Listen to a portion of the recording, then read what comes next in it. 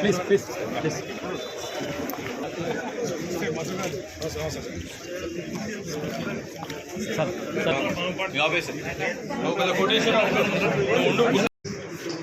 ఎవరన్నా ఆ టెండర్ వేసేటోళ్ళు కూడా కొంత టెక్నికల్ గా ఫైనాన్షియల్ కెపాసిటీ ఉండేవాళ్ళు చూడండి. మీరు ఎవరు చూసినా నాకేం అభ్యంతరం లేదు. కానీ ఇప్పుడు రాష్ట్ర ఆర్థిక పరిస్థితి బట్టి ఈ బిల్స్ చాలా లేట్ అయింది. అట్లా పని పూర్తిగా తన నిధులతో చేసి ఆ తర్వాత బిల్లు కోసం వెయిట్ చేసే కాంట్రాక్టర్ చూడండి. మన మధ్యలో వర్క్ ఆపేసి బిల్లు రాజీ చేయలేమంటే మన ప్రాబ్లం అయింది. ఓకే, ఇది ఓకే అంటే పని సమర్థత ఉండాలి, ఫైనాన్షియల్ కెపాసిటీ ఉండాలి, టెక్నికల్ కెపాసిటీ ఉండాలి. ఓకే, అండ్ దీంతో సహా పెద్ద చెరువు ఎక్కడన్నా ఆక్రమణకు గురైతే ఇరిగేషన్ వాళ్ళు అది కూడా రీక్లెయిమ్ చేసేసేయండి. మన బౌండరీస్ ప్రకారం ఎవరు ఎంట్రోచ్ కాకుండా చూసుకోండి. Okay right. Next 6 crore town hall. 6 crore town hall 1.1 crores 2 art చేస్తాం. ఏం చేయాలి దానికి? టెక్నికల్ శాంక్షన్ ముందు క్లియరెన్స్ వచ్చాయి. మాట్లాడండి. ఇది కూడా రేపు టెక్నికల్ శాంక్షన్ అయిపోవాలి, రేపు టెండర్ అయిపోవాలి.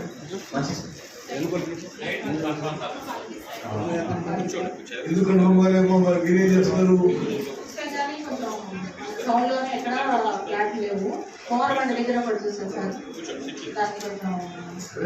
మున్సిపల్ చైర్మన్ ఈ టౌన్ హాల్ ఎక్కడ కట్టలేదు, మీరు ఇమీడియట్ నిర్ణయం తీసుకోవాలి. అంటే ఇప్పుడు దానికి కూడా మనం ఏం చేస్తాం అంటే మీరు ఇమీడియట్ ఈరోజు ఫైనల్ చేయండి.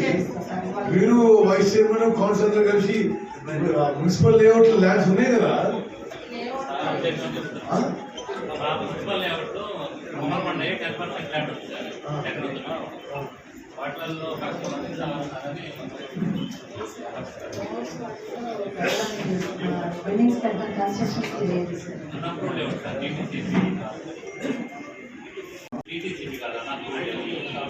సరే ఏదో మార్గం చూసి చేసేయండి. మనకి ఏదో ఫైనల్ చేయాలి కదా. అనుకుంటే ఈ 1200 yards స్టిల్టిఫై చేయండి. 1200 yards చాలా పెద్ద, ఒక్కొక్క ఫ్లోర్ మీద 12,000 square feet కట్టొచ్చు కదా. ఎవరు దానికి అంటే కన్సర్న్ ఇంజనీర్ ఎవరు?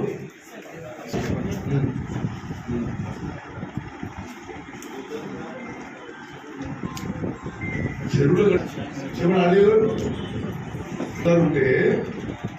అది స్టిల్ట్ మీద కట్టి గ్రౌండ్ లో పార్కింగ్ ఉపయోగించి దాని మీద 3 floor కట్టండి.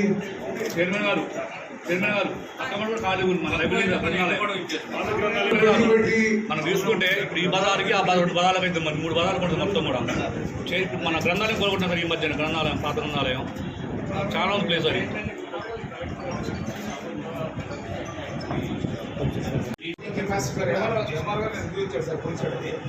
ఎంతున్నది? 1400 square yards సరిపోతుంది. 1400 square yards అంటే ఒక ఫ్లోర్ ఎంత కట్టవచ్చు? 14,000 square feet కట్టవచ్చు. చాలా పెండింగ్ పెట్టుకుంటే ఇట్లా. అండ్ ఇప్పుడు 10% మున్సిపల్ ల్యాండ్ అంటే okay stop, but 10% gram panchayat lands have disappeared only. Not in the record at all. I don't even use ఇది రేపు ఫైనల్ చేసి ఉంటారు. అవుట్ఫాల్ డ్రైన్ ఫ్రమ్ చెరువుకట్ట బజార్.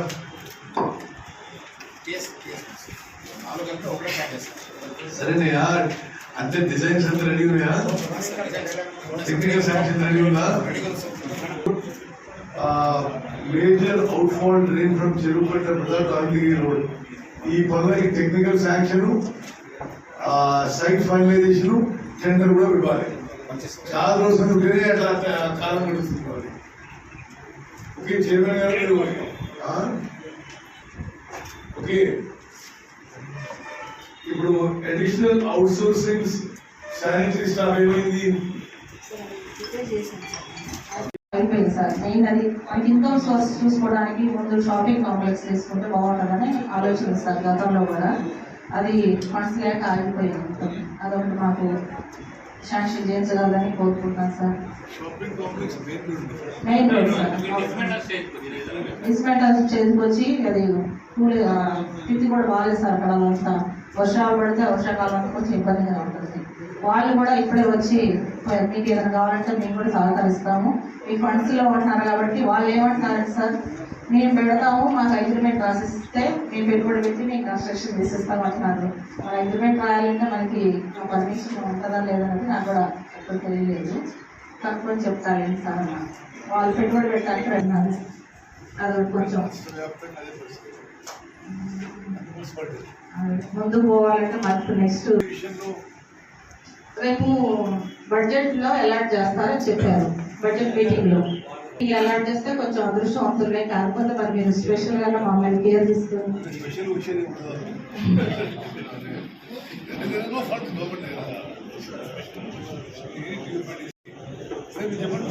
అంటే ఇవి మాకు ఏంటంటే ఇంకా మా పీరియడ్ కూడా ఒక 6 months 5 months సార్. నెక్స్ట్ మేము వార్డుల్లో ముందు మేము రేపు వెళ్ళాలన్నా కౌన్సిలర్స్ కానీ ప్రజెంట్గా ఎవరైనా పోటీ చేయాలన్నా ఇవన్నీ ఓకే సార్, మీరు చేసినందుకు ఫ్యూచర్లో ఉపయోగపడాయి.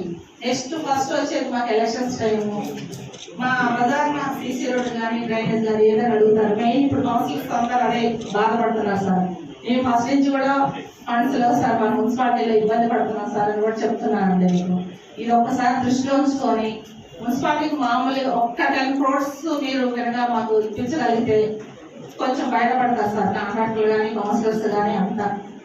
అదొకటి కొంచెం మీరు చెప్పించాలని కోరుకుంటున్నాను.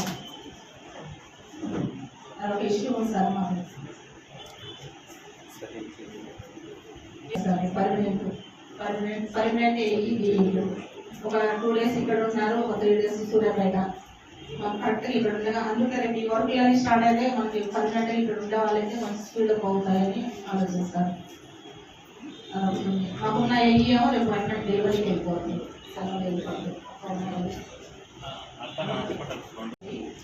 అవి టీవీ వాళ్ళు టైం దగ్గరికి వచ్చి మాట్లాడతాను చెప్పారు. ఒకసారి మీ దగ్గర కూడా వస్తాను.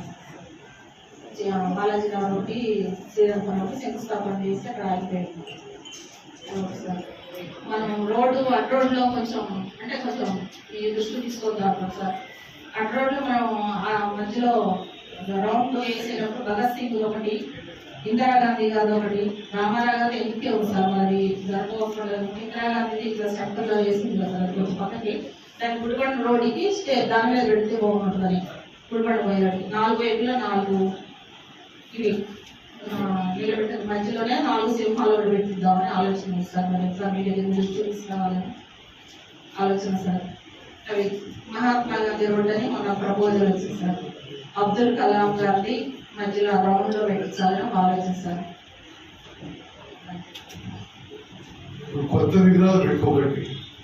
మళ్ళీ కొత్త విగ్రహాలు ఒకనంటే ఇంకో అంటాడు. ఇవన్నీ అసలు అది ఎన్నడూ పాత విగ్రహాలే ఎట్లా రీలొకేట్ చేసి ముందుకు పోదాం. ఇక కొత్త విగ్రహాలు అసలు ఆలోచన చేయకండి. కొత్త విషయాలు, ఎందుకంటే అది మన కాంట్రవర్సీ అవుతుంది. మీరు పేరు చెప్తే ఇంకో పేరు చెప్పి అది కూడా డిసైడ్ చేయొచ్చు. అందుకని పాత విగ్రహాలు ఉన్నాయి కాబట్టి అది కొద్దిగా అంటే ఇప్పుడు మీరు అంటున్న చాలా విషయాలు రాష్ట్ర వ్యాప్తంగా ఇది గత ప్రభుత్వంలో దగ్గర రద్దు అయిపోతే మన మున్సిపాలిటీ వరకు రివైవ్ చేయించుకున్నాం. సరే, కాంగ్రెస్ చెందిన మున్సిపల్ కౌన్సిలర్కి గతంలో నేను చాలా మటుకు ఎంపీ ఫండ్స్ ఇవ్వడం జరిగింది. కానీ అంటే ప్రతిసారి మనం ఆర్సీసీ రోడ్లు అంటే లిమిట్ వరకు చేయవచ్చు, కానీ బియాండ్ దట్ చేయలేము. మున్సిపల్ ఆఫీసర్ అని మీరు ఆయన ట్రై, అదేవిధంగా ట్రై అంటే దానికి బేసికలీ మీ ఇంటర్నల్ ఫండ్స్ కూడా ఉంటాయి కదా, మీకు జనరల్ ఫండ్ కొంచెం మాకు అడ్జస్ట్ చేస్తానే ఉన్నాం సార్. అది ఫండ్ అందుకే వర్కర్స్ కూడా ఎక్కువ పెట్టామండి. వాళ్ళకి శాలరీస్ మేము జనరల్ ఫండ్ నుంచే అలాట్ చేసి ఇస్తున్నాము. మాకంటే గతంలో వచ్చే ఫండ్స్ ఆగిపోయింది సార్. అలా వస్తే మాకు కొంచెం ఫ్రీగా ఉంటుంది. గతంలో ఆ స్కీమ్సే ఆపేసినాము. Okay okay sir. ఇప్పుడు గత ప్రభుత్వంలో జరుగుతున్న స్కీమ్స్ ఆ ప్రభుత్వం, ఇప్పుడు ఈ ప్రభుత్వం పెట్టే స్కీమ్స్ ఈ ప్రభుత్వం. ఇప్పుడు గతంలో చేసిన వర్క్స్ గురించి సరే మనం మీరు కూడా రేజ్ చేసిండ్రు, జరుగుతున్న పనులు పూర్తి చేయడానికి బడ్జెట్ లో పెట్టే ప్రయత్నం చేస్తామని చెప్పి ప్రిన్సిపల్ సెక్రటరీ గారు చెప్పారు.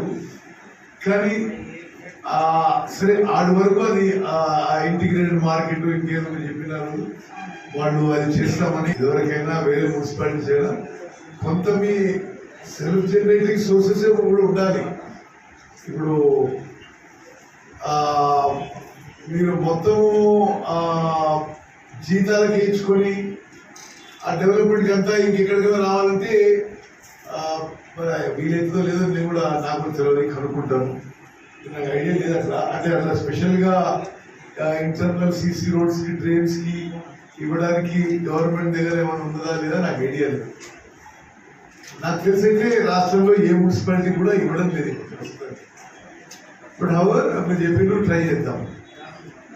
సార్ ఎప్పుడో 34 సంవత్సరాల నుంచి ఇల్లు కట్టుకున్నారు సార్, కాలేజీలు మధ్య కాలేజీ అన్నట్టు వాళ్ళకి పట్టాలు ఇప్పించే వాళ్ళ ఇంటి నెంబర్లు కూడా అడుగుతారు, కడదాం అంటున్నారు. పట్టాలు ఇప్పించే ప్రయత్నం కూడా చేయాలి సార్.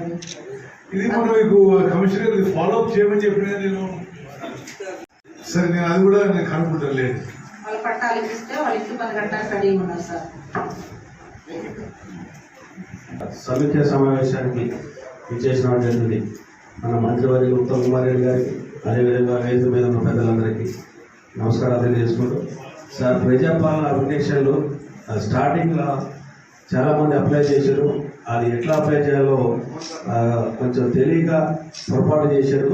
అవి కరెంటు బిల్లులు యాక్సెప్ట్ కావట్లేదు, తర్వాత గ్యాస్ కూడా యాక్సెప్ట్ కావట్లేదు, ఎలిజిబిలిటీ అయిన వాళ్ళే కూడా అది కావట్లేదు సార్. దాన్ని కరప్షన్ చేయడానికి ఆప్షన్ ఇవ్వాలని కోరుకుంటున్నాను సార్. గౌరవ మంత్రివర్యులకి, డాష్ మీద ఉన్న అందరికీ, ఇక్కడ హాజరున్న వాళ్ళందరికీ నమస్కారం. ప్రజాపాలనకు సంబంధించిన అప్లికేషన్ కరెక్షన్ విషయంలో ప్రతి ఎంపీడీఓ ఆఫీస్, మున్సిపల్ ఆఫీస్లో ఒక హెల్ప్ డెస్క్ ఏర్పాటు చేయడం జరిగింది. ఆ హెల్ప్ డెస్క్లో వాళ్ళకి ఉన్న ఏదైతే డేటా కరెక్షన్ ఉందో అక్కడ అప్లై చేస్తే వెంటనే ఆన్ ది స్పాట్ కరెక్షన్ చేసి వారికి ఇవ్వడం జరుగుతుంది. నిన్న కూడా ప్రత్యేకంగా వేరే చోట చూసిన ఇక్కడ కూడా టెక్నికల్ సెంటర్ ఉంటుంది, మీరు ఖచ్చితంగా అక్కడ అప్లై చేస్తే కరెక్షన్ అవుతుంది. నాకు తెలిసి ఉండాలి, అయినా సరే మళ్ళీ ఒకసారి ఇది చెక్ చేసి వీళ్ళు రెక్టిఫై తప్పకుండా సార్. మున్సిపల్ పరిధిలో జరిగే అన్ని విషయాలది సర్వ అధికారం మున్సిపాలిటీ కౌన్సిల్ది. మీరు కౌన్సిల్లో తీర్మానం చేసి మీరు ఇంప్లిమెంట్ చేయండి. 2-3 సార్లు తీయడం లేదు, ఎవరు చేయాలి? అది ఎవరు సార్ అధికారులు ఇప్పుడు ఇది మున్సిపల్ కౌన్సిల్ కింద వర్క్స్ మేము చేసుకోవాలి. ఇవి మంత్రులు వచ్చి డబ్బా కూడా తీయాలంటే కష్టం కదా. మీరు ఆర్డర్ చేసినా దానికి ప్రపోజల్ తీసుకోరు కానీ అమౌంట్ చేయలేదు సార్. దానికి అది పెద్ద వరదలు వచ్చినట్టు పైనుంచి వాటర్ నుంచి ఎర్రగుంట పడుతుంది సార్. ఎర్రగుంట నుంచి చెరువుకు రావాలి. ఆ వాక్ కూడా బాగా ఆక్రమణకు ఉండేది సార్. అది దానికి కూడా మీరు చేసుకొని ఇప్పుడు మనం పెట్టినట్టు ఎంతోమంది అమౌంట్ చేస్తే వాక్ ఆక్రమణ కాకుండా ఉంటుంది, వాటర్ కూడా ప్రశాంతంగా చెరువులకు వెళ్ళిపోయింది. ఇది ఇరిగేషన్ కింద వస్తుందా? ఇక గవర్నమెంట్ చేయాలంటే కష్టం సార్. దానికి రీజన్ ఏంటి సార్? ఏంటంటే మాకున్న షాపింగ్ కాంప్లెక్స్ కూడగొట్టుకొని దానికి first okay sir. Thank you sir. ఇంకోటి సార్, క్రిస్టియన్ మైనారిటీకి మాకు శ్మశానం okay sir. Thank you sir. ఇంకోటి సార్, క్రిస్టియన్ మైనారిటీకి మాకు శ్మశానం okay sir. Thank you sir. ఇంకోటి సార్, క్రిస్టియన్ మైనారిటీకి మాకు శ్మశానం okay sir. Thank you sir. ఇంకోటి సార్, క్రిస్టియన్ మైనారిటీకి మాకు శ్మశానం okay sir. Thank you sir. ఇంకోటి సార్, క్రిస్టియన్ మైనారిటీకి మాకు శ్మశానం చైర్మన్ గారు, వైస్ చైర్మన్ గారు, అదే చైర్మన్ గారు, వైస్ చైర్మన్ గారు, అదే చైర్మన్ గారు, వైస్ చైర్మన్ గారు, అదే చైర్మన్ గారు, వైస్ చైర్మన్ గారు, అదే చైర్మన్ గారు, వైస్ చైర్మన్ గారు, అదే చైర్మన్ గారు, వైస్ చైర్మన్ గారు, అదే చైర్మన్ గారు, వైస్ చైర్మన్ గారు, అదే చైర్మన్ గారు, వైస్ చైర్మన్ గారు, అదే